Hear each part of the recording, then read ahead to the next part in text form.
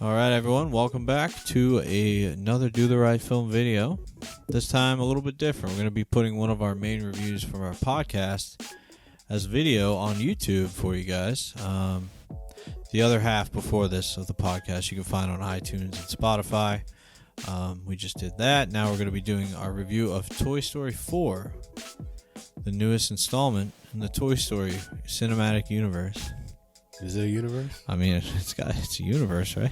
It could be. Yeah. They're going to meld them together, Monsters, Inc. But yeah, we're going to be trying this out. We're going to be, possibly putting in some clips of Toy Story here, for adding some context of what we're talking about. Yeah. You let us know in the comments how you feel about this new format. And without further ado, let's talk Toy Story 4. So Toy Story 4 is a Pixar movie. It is a Pixar movie. Yep. It's directed by does the same guy do all of them? No, I think John Lasseter did the first two. Well, he did the original story for that. I think he directed the first two, and then someone did the third one. Yeah. So this one is directed by Josh Cooley. He has done some other. Wait, nope, he's not. He's done voice acting. I thought he directed Inside Out, but no, he plays a character. Yeah. That is weird. He's probably done the story for a few of those. Sometimes they're like, sometimes they voice act too. He wrote. I think John. He wrote Inside Out. Yeah. He wrote Inside Out, but he's only directed this. Like Riley's First Date is probably a short. Yeah, he did some Pixar shorts. It looks like. So it's starring your boy Woody, who's played by Tom Hanks, Tim Allen, which is, I guess this is all he does now. He just waits for Toy Story 5. He's been fired from everything else. Yeah. We have Annie Potts. We have Tom Hale. He plays Forky, if anybody's interested. Keegan-Michael Key. And, Jordan Peele. And Jordan Peele are together in this film. As it was a motorcycle going by, as two characters. And we also have Keanu Reeves. Did you know that? Yeah, Duke Boom. I didn't know that. I just found that out. Really? Like, how the fuck was I supposed to know that? It doesn't sound like him at all. I mean, it kind of did. I mean, not if you're not thinking about it. Yeah, that's incredible. I didn't know that. Yeah. Keanu Reeves is making a comeback, huh? Yeah.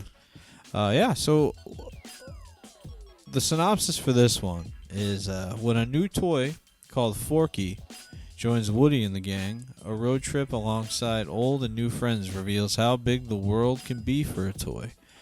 What did you think of this one? I'm trying to recall the story of Toy Story 3. Yeah, I was trying to think about it too. I thought about watching it, but I didn't get around to it because I got a very busy life.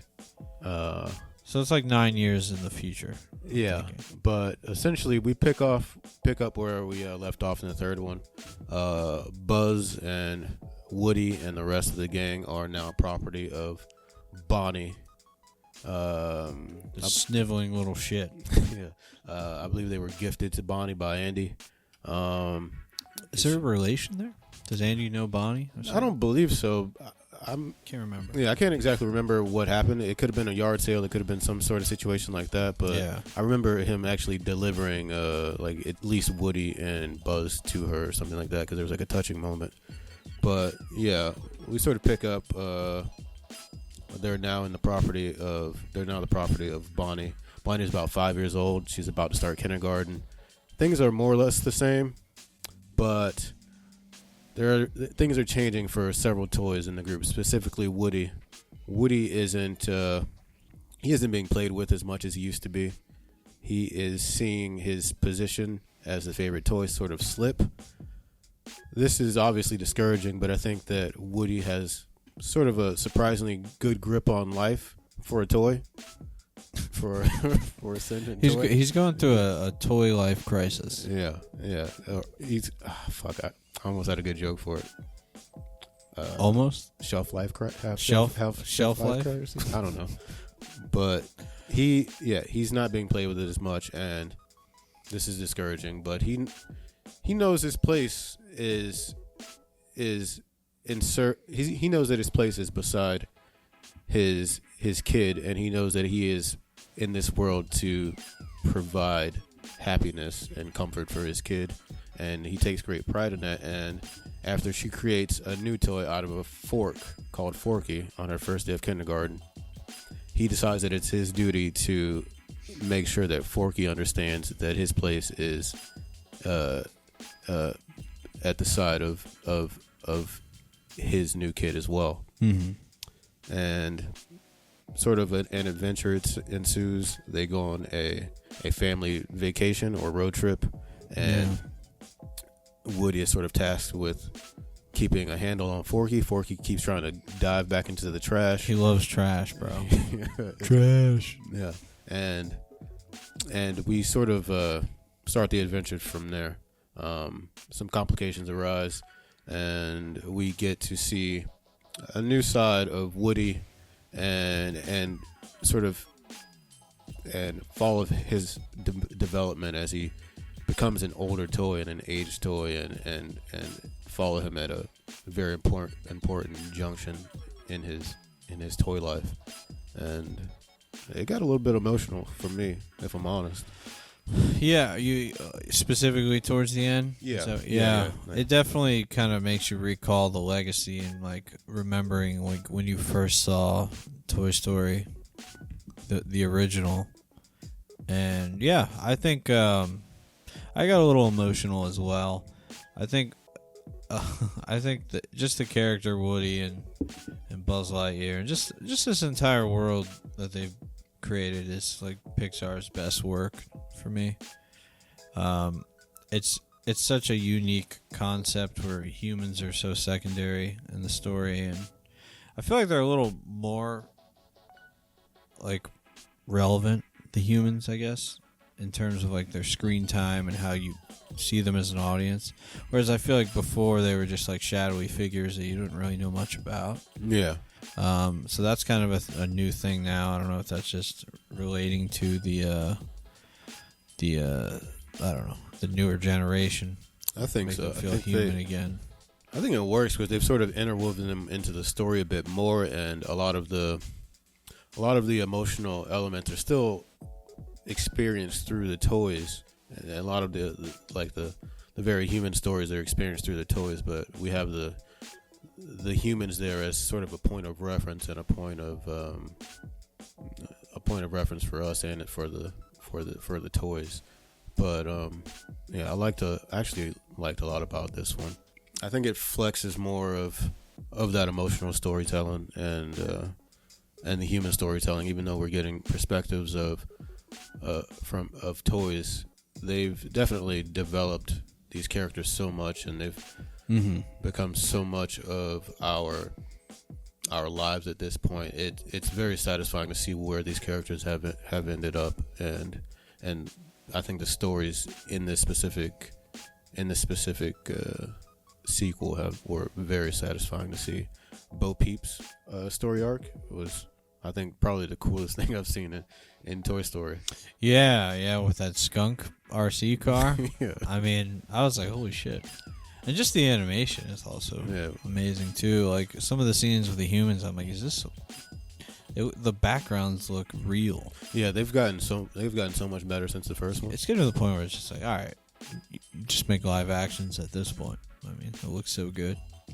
But yeah, I kind of agree. Like this, you would think by the fourth one we'd be getting fatigued for the most part, but I think if there is any franchise that's staying alive in a world of like sequels and remakes, it's probably this one. I think everyone just loves it. This is like, I don't know. I'm trying to like compare it to something. It's like apple pie or for Pixar movies. You know, it's just a staple. And yeah, the story arcs. There's many of them, I think, and I think they all blend together very nicely. I feel like Buzz Lightyear is a little bit on the back burner in this one, but a little bit. Yeah, but also, what were you gonna say? Well, yeah, I was actually gonna mention that he was actually one of my favorite. In this one? Yeah. He has that whole. Because there's a huge theme in this about inner voice and doing what your inner voice tells you to do. Yeah, that was really cool. Yeah, Woody tells Buzz that he usually listens to his inner voice when he's deciding what to do, and Buzz is very confused. He's like, he sounded kind of like a sociopath for a second. He was like, "What's an inner voice?" And then he starts pressing his buttons on his on himself, and it has like the little catchphrases and stuff like that, and it's kind of cute, but it's very clever too. Yeah, it's very clever, and he's not sure what an inner voice is, and he's trying to figure out what his is, and he's like using the buttons and stuff. And I think that part of me also felt like that was a direct reference to Tim Allen.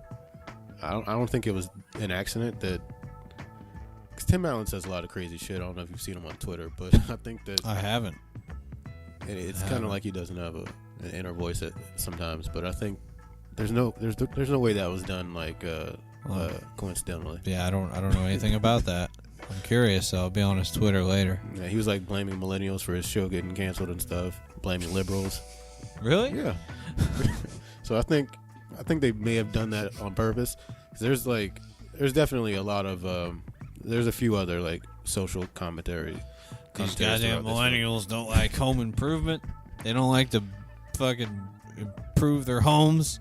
Yeah, that's funny. But I mean, I wasn't saying that as like a bad thing of Buzz being put on the back burner. I would say though, if you're expecting him to be like the partner in crime, he's more of a sidekick in this. He is definitely not at the forefront. I think Woody handles all the responsibility in most of the film, and yeah, I mean when you unpack the movie and you think you gotta applaud this guy who wrote the screenplay, because I mean he's obviously not that experienced. He's only got a few things under his belt. He wrote it like the creator of Toy Story, like all the arcs that you have between the dolls in the antique shop and the Bo Peep, and even the Bonnie, the child's story arc, combined with Woody's like coming to old age story, I guess you could call it. It all blends very seamlessly. There's a lot to balance too. Yes, sure. It's not messy to me, and it all works pretty well, and I'm kind of impressed. I really enjoyed it. I know we were just saying we were fatigued on the early segment of the podcast, but I think I really enjoyed this one. It wasn't a summer movie that has me fatigued. If they were all like this, I wouldn't be fatigued. Yeah. We were complaining about a few films recently that have this sort of seem to have like this sort of pseudo-feminist agenda. Sort of capitalizing on like social change and stuff, and the very tasteless way they do it. Yeah, but this one has like one of the strongest female characters I've seen all year. Yeah, and it's Little Bo Peep. It's a toy, and it's one of the most satisfying story arcs. No, she's great. She's the hero. She's like a badass, and she's so like honest and strong, and just a great character. And it's sort of ironic that you would find this in Little Bo Peep. Yet the Avengers will have that like fucking corny scene where all the girls gang up. Yeah. Yeah. Or like Captain Marvel, I'm just a girl. But yeah, Little Bo Peep, she's very she's a good role model for your daughters if you take them to go see this movie. Yeah, for sure. Sure. That's what we need. These kinds of role models. Are there any other? So you want to talk about Forky a little bit? Did you enjoy Forky? I did like Forky. Forky was interesting because we also hadn't really seen anything like that before. A character being created. We saw the beginnings of Buzz as a new toy, but this was a character being created by the child, and he is sort of born into this world and this universe, and he only knows that he's supposed to be trash, but then we see Woody sort of attempt to show him that he can be more and that he can be valued. It almost seemed like slavery though for a little bit. I was just like, accept your master. I was like, dude, he wants to be trash. And when he said freedom, I was like, I kind of wanted Forky to be free. But then I didn't look at it from that perspective. Well, it's just that I felt bad. I was like, dude, you just threw the guy into this lifestyle, and now he has to. You're forcing him to stay. And I'm a just life like, of servitude as a toy. That's yeah. true. But by the other half of the movie, it turns around for me, and I think Forky also sees the light in this new birth that he's had. Yeah, that's true. So yeah, Forky's funny. He's called Forky. He knows he's a spork though. He's actually a spork. Yeah, there's a lot of humor in this too that works pretty well. There's no like big shebang jokes for me, but there's a lot of like subtle like pretty funny. Yeah, there are a lot of jokes. Not a like any like ones that had me dying, but yeah, I liked the Key and Peele characters too. When they were going over their ideas, that was a good scene. That was a great scene.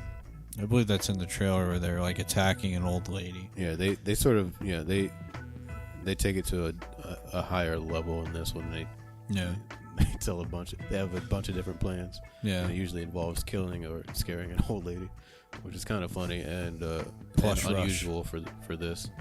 I think one of the things I wasn't really expecting was this Gabby. She's sort of the antagonist or the villain in this. Right. And it's definitely the best villain that I've seen in a Toy Story movie. There hasn't really been... Well, there have been several villains, but they haven't been as interesting or as complex as this one has, which is also sort of ironic because, like in the previous movies, the villains were people. There was Sid, and then there was the fat guy, the toy collector from like the second one. Right. Who's the villain in the third one? I don't remember too much, but I think it might be Zorg, or I'm not sure. Was he a toy? Yeah, I'm not entirely sure, but I feel like that's gonna bother me. But I think Time was the villain in the third. But either way, I think Gabby was a very unexpected surprise. I don't really remember seeing her in the trailer, but I don't really want to give too much of her story arc away either, but I think that she was a really well-made character, and it was a really satisfying antagonist to see because she was very conflicted, and she leaves you sort of conflicted as the audience. You definitely don't want her to win, but you also feel bad for her losing, which I think is a very good place to be in. You sort of have some stake in her as a character, and that was refreshing. This is, I think it is a talent to write stories like this, and I think a lot of Hollywood could take notes because I'm thinking back on just like, Woody's the main character, right? We have all these other characters, and they each all have a backstory. Like every one of them has I could tell you how their lives were prior to the movie. Like Duke Kaboom. Duke Kaboom. Duke Kaboom, he has a fucking great backstory. The antagonist, she has a backstory. And they all, it all makes sense. Bo Peep's backstory, as in the first, the 7 years or 9 years between the two movies or something.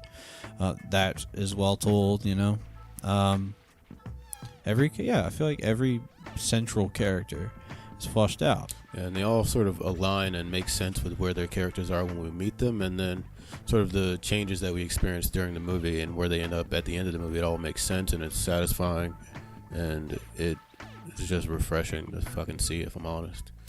Yeah, I wish it feels weird, but I didn't want to go see this because of all the remakes and stuff, but I wish I could just not have seen all those and then seen this. I feel like the magic would have been even stronger. Yeah, I agree. I think this movie just deserves to be the only sequel coming out this month, but I'm sure there's going to be 4 of them. Probably. Yeah. You want to rate it? Yeah, I think we could rate it. What are you thinking out of 5 stars? I think it's a solid 4 out of 5 from me. 4 out of 5. I think I liked it. I liked it a lot, actually. I'm not gonna lie. It was very, very, very well done. I think that it was it got me a little bit emotional at the end. It's one of my favorite Toy Story movies, actually. I think the first two and then maybe this one. They're up there. I think that I want to rewatch it because I accidentally saw it in 3D. So, oh really? I'm gonna, I may check it out again. We'll see. I've been every time I go to the AMC 34th Street now, I just do the Dolby experience. It's pretty good, like the seats vibrate and shit. Yeah, I don't think Kips Bay has a Dolby experience. I'll check it out though. Yeah, I go to 34th now because I could take the A train straight there. But yeah, my experience is very good. The screen looked very good. The Dolby thing is supposed to have better contrast. I think it does. It looks pretty good. Yeah, I would give it a 4 as well. This movie does not feel like it's detached from the rest of the movies. It feels like it just belongs, I guess. And it's a sequel that merits being made. And can't say that about many sequels as of recently. That is true. So it was refreshing, and I think it'd be great, if you have kids, take your kids to go see it. And I don't know why though. I don't know why kids are just like programmed to be into Pixar movies. Because like, if you ask me, it's like Toy Story 4. I'll be like, well, I didn't see the first 3, so I don't give a fuck. Yeah. What is with that? What's they just like kid shit? It's probably some scientific theory behind the colors and shit like that. I don't know. And how many parents are like, I get a new, like if I get a girlfriend, I'm just making sure I'm like side eye from my girlfriend across the room. Yeah, I show them movies, right? You show them part 1, part 2. Do people show their kids like Toy Story 1? All right. So here's the first one, right? All right, you ready for the second one? And they like sit them down and like walk them through this process, or they just show up in the middle of Toy Story 4. Yeah, I think parents are typically looking for some sort of respite, and they're just like, I don't give a fuck what number it is, just watch it for 2 hours and shut up. Yeah, that could be true. Yeah. But I feel like it would just benefit them more if they'd seen the first 3. But who knows? If you got kids, let us know how you introduce them to Toy Story. Yeah. Other than that, I think that's about it. Thanks for watching, everyone. This is going to go on YouTube, so check out the podcast we recorded. It's on iTunes and Spotify. You can see some of the other movies we watched during the week. Harvey saw a couple that are in theaters now. Yeah. So check that out for something more relevant than the 3-year-old anime movie that I watched. Yeah. But yeah, thanks for watching, and we'll see you guys next time for the next Do the Right Film video. Yeah. See you.